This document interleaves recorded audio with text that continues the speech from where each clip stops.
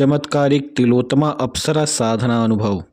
मित्रों, आज का ये जो संपूर्ण विषय है ये तिलोत्तमा अप्सरा साधना अनुभव के ऊपर है। और इस अनुभव में एक साधिका के साथ बहुत ही चमत्कारिक अनुभव रहे हैं। इस संपूर्ण विषय को सुनने से पहले यदि आपने इस चैनल को सब्सक्राइब नहीं किया है तो कृपया सब्सक्राइब करें, वीडियो को लाइक करें और शेयर ज़रूर करें। ये करने से आप एक प्रकार से मेरी सहायता करेंगे, इससे मुझे वीडियोस बनाने का उत्साह भी प्राप्त होता है।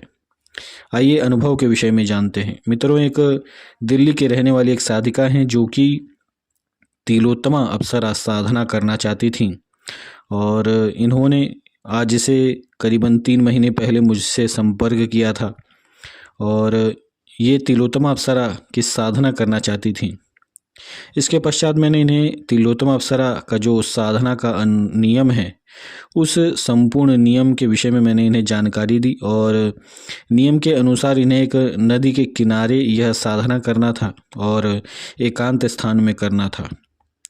क्योंकि ये अप्सरा के प्रत्यक्ष दर्शन करना चाहती थीं तो इसी प्रकार के कुछ नियम प्रत्यक्ष दर्शन साधना में लागू होते हैं।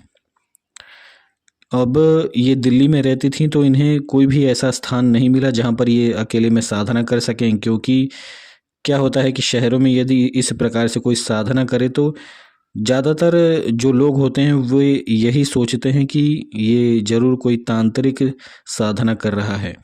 कोई भी ऐसा नहीं समझता कि कोई साधक ईश्वर की भी आराधना कर सकता है। तो इसी डर से ये अपने गांव गई और इनका गांव उत्तर प्रदेश में था और इनके गांव के ही निकट में एक नदी थी। मित्रों, ये जो साधिका हैं ये बहुत ही हिम्मती भी हैं, क्योंकि इन्होंने ये संपूर्ण साधना रात्रि काल में की थी और साधना काल के दौरान इनके पति उस साधना स्थल पर थोड़े दूर बैठे रहते थे इनकी रक्षा के लिए।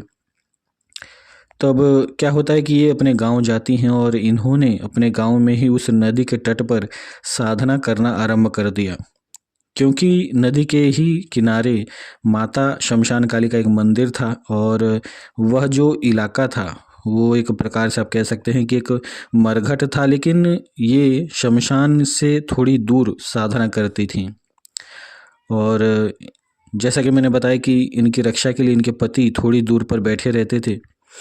अब मित्रों होता क्या है कि ये साधना आरंभ करती हैं और साधना काल के दौरान एक बहुत ही विचित्र आवाज़ इन्हें सुनाई देने लगती है।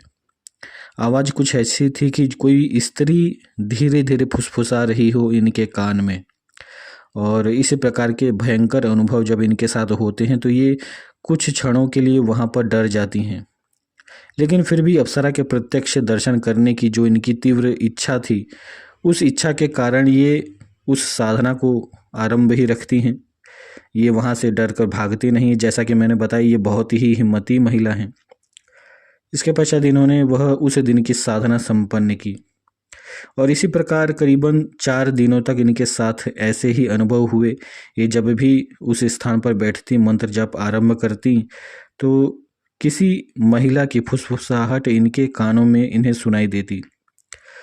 अब क्या होता है कि 5वें दिन जब इनके साथ ऐसा हुआ तो इन्होंने एक आप कह सकते हैं कि एक गलती की कि उस आवाज़ से इन्होंने यह पूछा कि तुम कौन हो।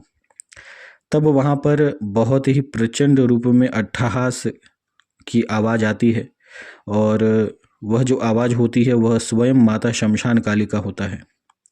माता इस साधिका को कहती हैं कि मैं इस क्षेत्र की शमशान काली हूँ और तुमने ये साधना आरंभ तो की, लेकिन तुमने मुझे से अनुमति नहीं ली और मुझे भोग भी नहीं प्रदान किया, क्योंकि तुम स्वयं मेरी ही बच्ची हो।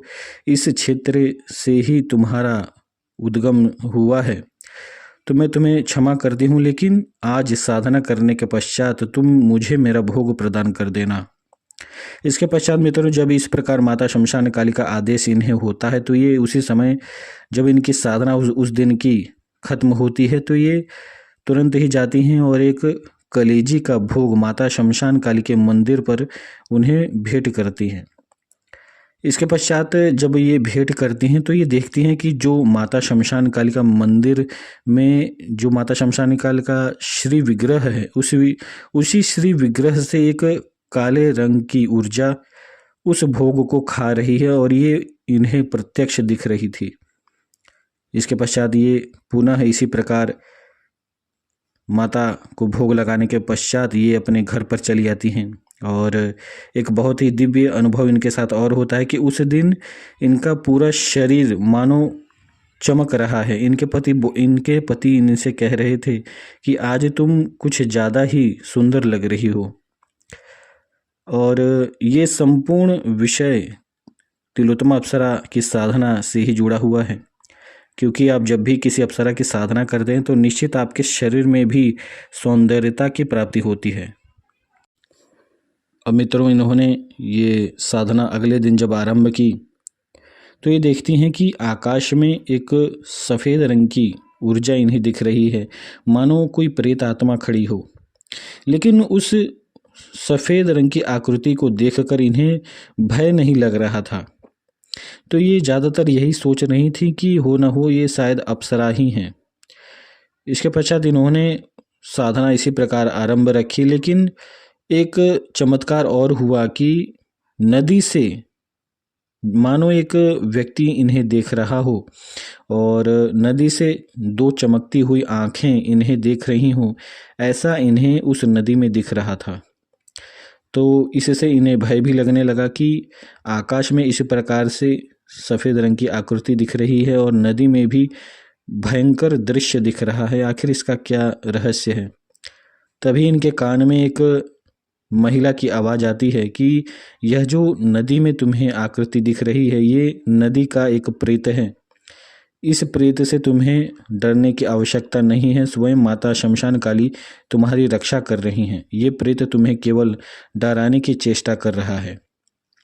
तब मित्रों, ये इसी प्रकार साधना करती हैं, लेकिन साधना करते करते ये देखती हैं कि वह जो प्रेत है, जिसे गांव की भाषा में बुढ़वा कहते हैं, वह नदी से निकलकर इनके सामने आकर बैठ जाता है और बहुत ही भयंकर आकृति उसने धारण कर रखी थी और पूर्णतः इन्हें डराने की चेष्टा कर रहा था।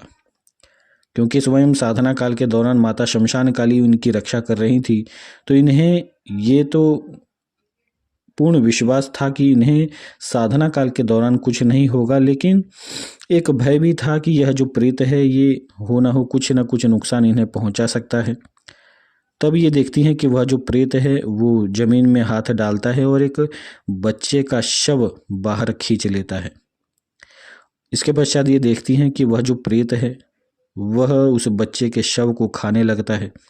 इस दृश्य को देखकर इन्हें बहुत ही भयानक डर लगता है। ये एक प्रकार से वहाँ पर रोने लगती हैं और हाथ जोड़कर माता शमशान काली से यह प्रार्थना करती हैं कि हे मातेश्वरी, मुझे इस गंदे प्रेत से बचाइए। तब ये देखती हैं कि वहाँ से जो मंदिर दिख रहा था उसी मंदिर से एक त्रिशूल उड़ता हुआ आता है और उस प्रेत को लगता है और त्रिशूल लगते ही वह प्रेत उसी समय भस्म हो जाता है और उसकी माया से वह जो शिशु उसने रचा हुआ था उस मायाकारी शिशु का भी नाश हो जाता है। यानी कि एक प्रकार से ये पूर्ण छलावा इन्हें दिखा रहा था कि ये इस स्थान से साधना छोड़कर भाग जाएं। और माता शमशान काली ने जब इस प्रकार इनकी रक्षा की तब इन्होंने माता शमशान काली को अपने उसी साधना स्थान से ही प्रणाम किया और इन्होंने दोबारा तिलोत्तमा अप्सरा के साधना को आरंभ किया। इन्होंने मंत्र जब संपन्न किया उस दिन का, तो उस दिन इन्होंने देखा कि आकाश में वह जो सफ़ेद रंग की आकृति दिख रही थी वह गायब हो गई। अब ये इसी प्रकार ये साधना करती हैं और ये साधना इसी प्रकार तकरीबन 10 दिनों तक चलती है। यानी कि ये साधना काल का तकरीबन 17वां दिन था।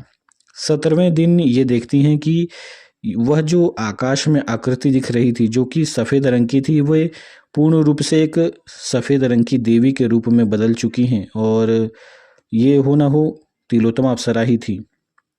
अब मित्रों, इस साधना काल के दौरान एक चमत्कार और होता है इनके साथ कि इनके शरीर से ही बहुत ही भयंकर और आप कह सकते हैं कि एक प्रकार से एक मादक खुशबू निकल रही थी। एक सुगंध इनके इनके ही शरीर से निकल रही थी और इनके पति जब भी इनके निकट आते तो उन्हें काम वासना बहुत ही तीव्र जागृत हो जाती। लेकिन किसी प्रकार इन्होंने अपने पति को भी समझा रखा था और साधना काल के दौरान ये व्यभिचार नहीं करती थीं। साधना के संपूर्ण नियमों को ये मानती थीं और 17वें दिन इन्हें जब इसी प्रकार के दर्शन हुए तब इन्होंने उस दिन की साधना संपन्न करने के पश्चात तिलोत्तमा अप्सरा को प्रणाम किया। प्रणाम करते ही तिलोत्तमा अप्सरा तुरंत ही इनके सामने प्रकट हो गई और प्रकट होने के पश्चात तिलोत्तमा अप्सरा ने कुछ इनसे कहा नहीं, लेकिन इन्होंने भी इसके उत्तर में केवल उन्हें दोबारा प्रणाम किया और ये अपने घर पर चली आईं। अब मित्रों, होता क्या है कि 18वें दिन जब ये तुरंत साधना के लिए उस स्थान पर गईं तब बहुत ही तीव्र आंधी वहाँ पर आने लगी और नदी का जल भी थोड़ा थोड़ा बढ़ने लगा। तब ये सोच रही थी कि हो सकता है ये मेरी साधना काल की परीक्षा हो और ये उस दिन उसी स्थान पर जहाँ पर ये साधना कर रही थी उसी स्थान पर जाकर बैठ जाती हैं और नदी का पानी लगभग इनके पास आ चुका था और लेकिन फिर भी ये हिम्मत करके उस स्थान पर साधना कर रही थी। मंत्र जब संपूर्ण जैसे ही हुआ उसी समय तिलोत्तमा अप्सरा इनके सामने प्रत्यक्ष प्रकट हुई। तिलोत्तमा अप्सरा ने खुद इनका हाथ पकड़कर इन्हें यह कहा कि अब मैं तुम्हें सिद्ध हो चुकी हूँ, तुम मुझे किस रूप में सिद्ध करना चाहती हो। तब इन्होंने तिलोत्तमा अप्सरा से कहा कि मैं आपको माता के ही रूप में सिद्ध करना चाहती हूँ और मैं चाहती हूँ कि आप संपूर्ण जीवन मेरे साथ रहें। तब मित्रों, तिलोत्तमा अप्सरा ने उस समय इन्हें 3 वचन भी दिए और इन्हें माता के ही रूप में सिद्धि प्रदान की।